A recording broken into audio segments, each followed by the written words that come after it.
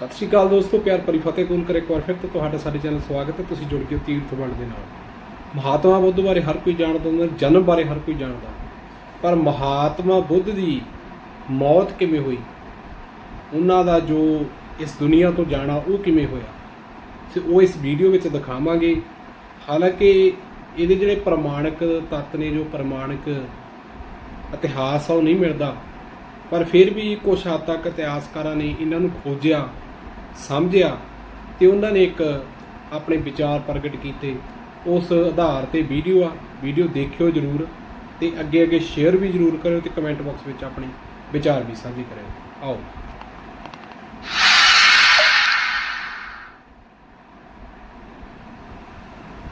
महात्मा बुद्ध की मृत्यु कैसे हुई, इस पर विद्वानों के अलग अलग विचार हैं। कहा जाता है कि उन्हें सुगर मध्यम खिलाया गया था, जो कि सुगर का मांस था। उसे भी पचा ना सके, उन्हें अतिसार हो गया और अंत में उसी रोग से उनका कुशीनगर में परिनिर्वाण हुआ। सुगर मध्यम असल में है क्या, इसके संबंध में विचारों की भरमार भरी पड़ी है।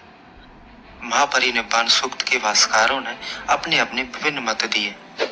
एक लिखते हैं कि सुख मधु एक प्रकार की रसायन का नाम है, जो शारीरिक रक्षा के लिए अद्वितीय है। भगवान बुद्ध को पुष्ट करने के लिए ये रसायन खिलाया गया था। दूसरे भाष्यकार लिखते हैं कि सुख मधु पंचगोरस से बना हुआ एक प्रकार का भात है, जो बुद्ध को खिलाया गया था। बुद्ध घोषाचार्य अपनी टीका में लिखते हैं, जो ना बिल्कुल बूढ़ा हो और बिल्कुल जवान, जो हो तो कम उम्र का पर खूब मोटा ताजा। ऐसे सुअर का पका हुआ मांस वो नरम और चिकना होता है। उसे तैयार करके अर्थात अच्छी तरह से पका करके ये अर्थ समझना चाहिए। कुछ लोग कहते हैं कि पंचगोरस से बनाया गया नरम भात का ये नाम है, जैसे कि गव्वान एक विशिष्ट पकवान को कहते हैं। कुछ लोगों की समझ में सुगर मध्यम नामक एक रसायन था। रसायन के अर्थ में इस शब्द का प्रयोग किया जाता है। चूंकि बुद्ध ने यह घोषणा कर दी थी कि उनका परिनिर्वाण कब होगा, तो चुंद ने बुद्ध भगवान को यह पदार्थ इसलिए दिया कि उनका परिनिर्वाण ना हो, जिसका उल्लेख दीर्घ निकाय में भी आया है। सुगर मध्यम का वास्तविक तात्पर्य और भाष्यकारों का भ्रम अपनी अलग ही डपली बजा रहा है। किसी को नहीं पता ये क्या है, बस अपने अपने विचार रख रहे हैं। तथागत ने जीवन में कभी भी मांसाहार नहीं किया, बल्कि उन्होंने तो मांसाहार के विरुद्ध उपदेश दिए। सुगर मध्यम का अर्थ सुगर का मांस कभी नहीं हो सकता। ये तो दीर्घ निकाय के भाष्यकारों की कल्पना ही हो सकती है। मूल पाली में सुगर मध्यम शब्द आया है, जिसका अर्थ है सुगर के मांस के जैसा मुलायम। ये गोबर छत्ते या छत्रक के पौधे का नाम है। इसका अर्थ सुगर का मांस नहीं होता है, जैसा कि लोग भूलबात समझते हैं।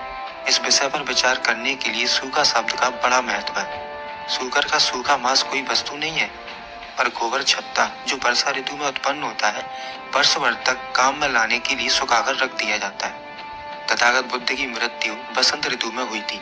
इस ऋतु में ही सूखा ही गोबर छत्ता प्राप्त हो सकता था।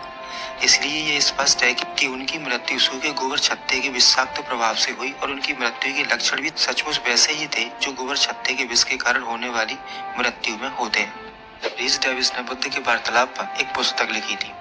उसमें सुगर मध्यम मिलिंद के अनुवाद में एक टिप्पणी थी। डॉक्टर हो ने उनको लिखा कि इन प्रांतों में एक कंद होता है जिसे शकरकंद कहते हैं। के. ई. न्यूमैन ने अपनी मध्यम के अनुवाद में ऐसे कई कंदों का उल्लेख किया। प्रसिद्ध ऐतिहासिककार रॉकेल अपनी लाइफ ऑफ बुद्धा नामक ग्रंथ के 233 पृष्ठ पर उन्होंने लिखा है कि मूल पाली ग्रंथों में सुगर के मांस का कहीं कोई वर्णन नहीं मिलता, और रीस डेविड्स ने भी इसी मत का समर्थन किया। तथागत बुद्ध के सुगर के मांस खाने की संभावना बहुत कम है। पहला तो ये कि विदेशी और विशेषकर यूरोप के विद्वान ये नहीं जानते कि भारत में सुगर के मांस को कैसे समझते हैं। अन्य देशों में मांस खाने या किसी पशु पक्षी को मारने में किसी को संकोच नहीं होता, लेकिन भारत में होता है। गुरुकुल कांगड़ी विश्वविद्यालय के प्रतिष्ठित स्नातक पंडित धर्मदेव जी विद्या मार्तांड लिखते हैं, सुगर मध्यम उनके भक्त चुंद द्वारा उनके लिए तैयार किया गया था और दुर्भाग्यवश अतिसार का कारण बना और महात्मा बुद्ध के श्रेष्ठ जीवन का अंत किया। ये विचारने योग्य है कि तिब्बतियों और चीनियों में बुद्ध की मृत्यु का कारण उनकी अंतिम कलेवा में सुगर के मांस का कोई वर्णन नहीं है। न महायानियों की किसी भी पुस्तक में वर्णन है, न सर्वत विनय में चुंद के दिए बोझ का कारण।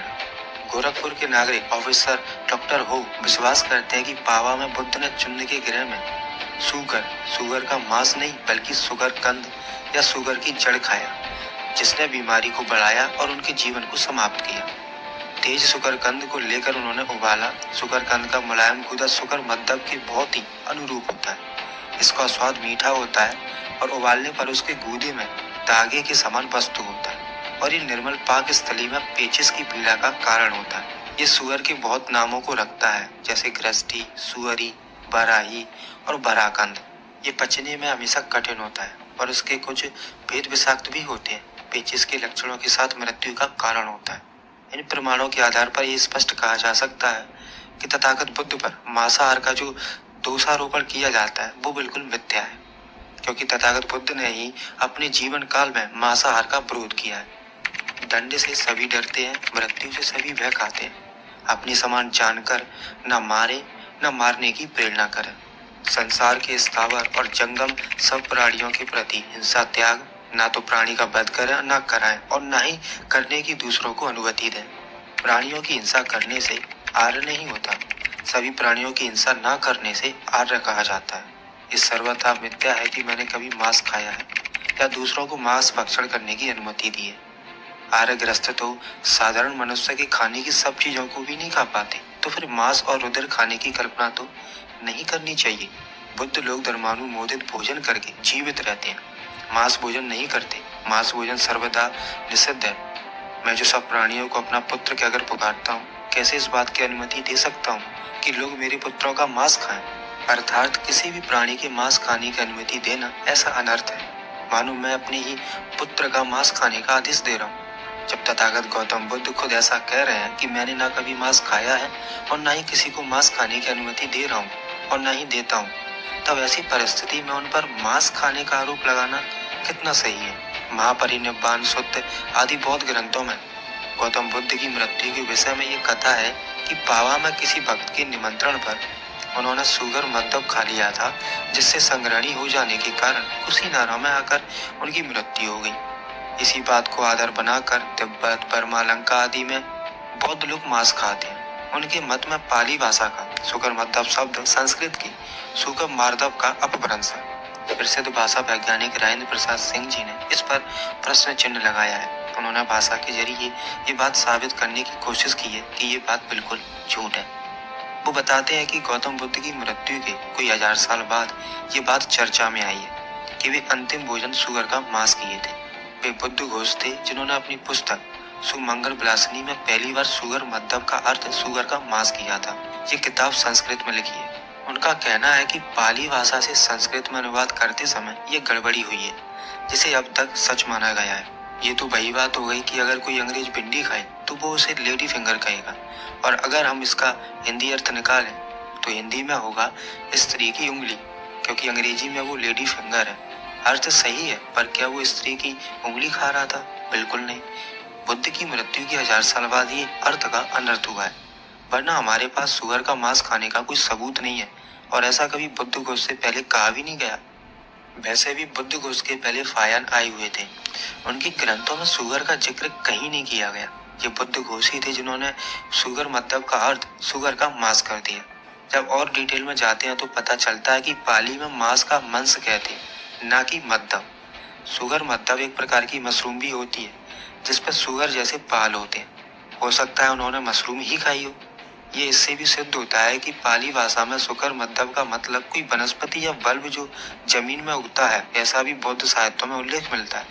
बहुत सारे कंद भी पशुओं के नाम पर हैं, जैसे महिष कंद, अश्वकंद, हाथी कंद, सुगर कंद और भी बहुत सारे। और वैसे भी संस्कृत में सुगर को बरहा बोलते हैं। अगर संस्कृत के ग्रंथ में सुगर लिखा है तो बहुत बड़ी गड़बड़ है। खुद बुद्ध ने सारे संसार को अहिंसा का उपदेश दिया था और वे जीव हिंसा के विरोधी थे। साथ ही सुअर के मांस को सुखाकर रखने का कोई अर्थ नहीं था। आश्चर्य की बात एक और भी है कि मुसलमानों ने आज तक कभी भी सुअर के मांस की चर्चा उठाकर तथागत बुद्ध की निंदा नहीं की। ये सब इन्हीं कुछ गिने चुने तथाकथित टनाटनियों की ही कारस्तानी है। ਸੋਏਸੀ ਮਹਾਤਮਾ ਬੁੱਧ ਦੀ ਮੌਤ ਦਾ ਸੱਚ।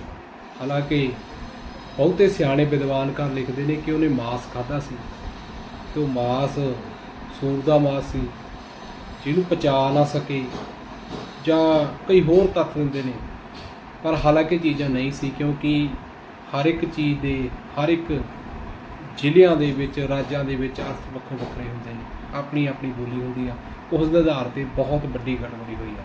ਸੋ ਵੀਡੀਓ ਵਧੀਆ ਲੱਗੀ ਹੋਵੇ ਲਾਈਕ ਸ਼ੇਅਰ ਕਮੈਂਟ ਜ਼ਰੂਰ ਕਰਿਓ, ਆਪਣੇ ਵਿਚਾਰ ਜ਼ਰੂਰ ਸਾਂਝੇ ਕਰਿਓ। ਸਤਿ ਸ਼੍ਰੀ ਅਕਾਲ।